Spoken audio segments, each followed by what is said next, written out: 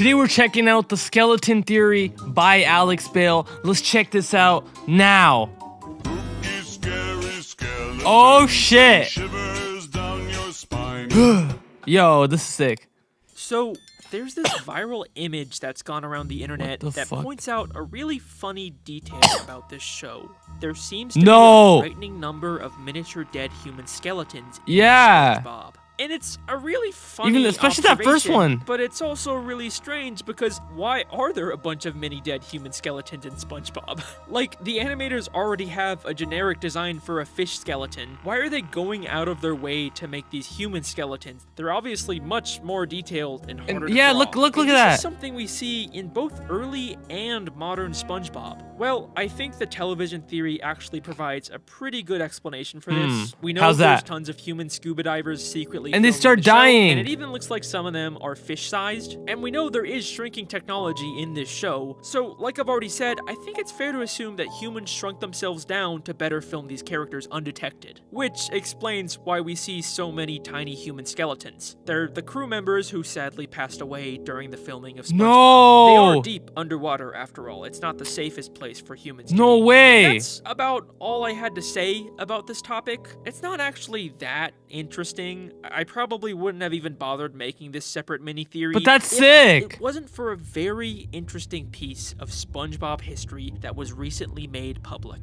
The original SpongeBob Pitch Bible, the document created by Steven Hillenburg in 1997 to pitch the show to Nickelodeon, was just recently finally made available to the public. And it is full of fascinating early ideas and concept art for the show. But what's interesting to me is that much like the show itself, the Pitch Bible is presented like a fictional in-universe report from a team of deep-sea divers discovering Bikini Bottom for the first time. An afternoon ascent into the deep crystalline gulf, which plummets from the island's coral base, revealed the natural wonder which had so long eluded the eyes of mankind. We had SpongeBoy. Oh yeah, that was his name before. Which was the original name for SpongeBob. There before us, glistening in the glow of our dive lamps, sat a submerged treasure unlike any other in the world. We were afforded a first-hand glimpse into the character of SpongeBob and his world. It's crazy that even the Pitch Bible for this show has lore. If this doesn't prove the television theory, I don't know what does. But there's something in this Bible that I always thought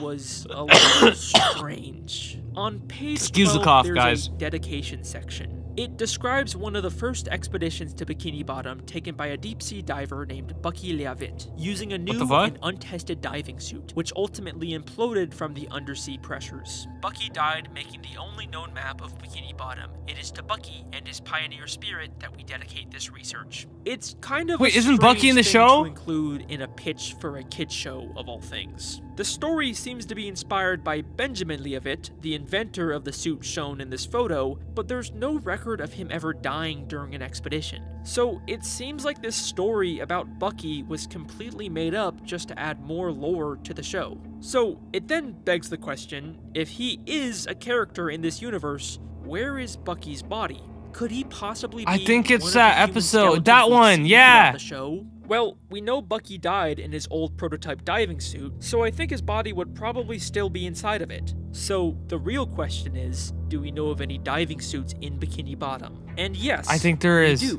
Yeah, we see the movie. Almost every episode.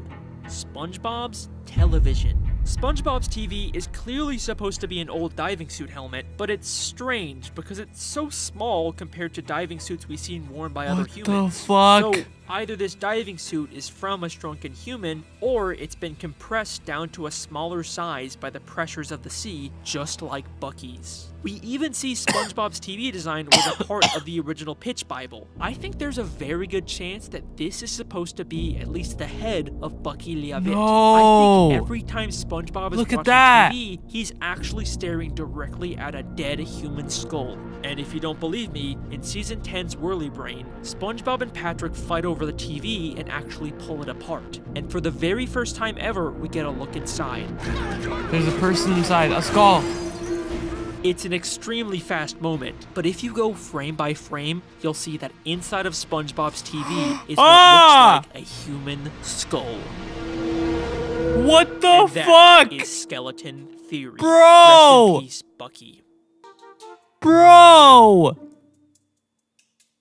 I don't know what to say at this point. Oh my god. That is an amazing theory, bro. How is the SpongeBob universe just adding all these hidden secrets, lores, and Easter eggs in the show? I gotta admit, after watching this, there is no show like SpongeBob. No matter what you want to say, there will never ever be a show close or as good as SpongeBob SquarePants. And I'm signing out.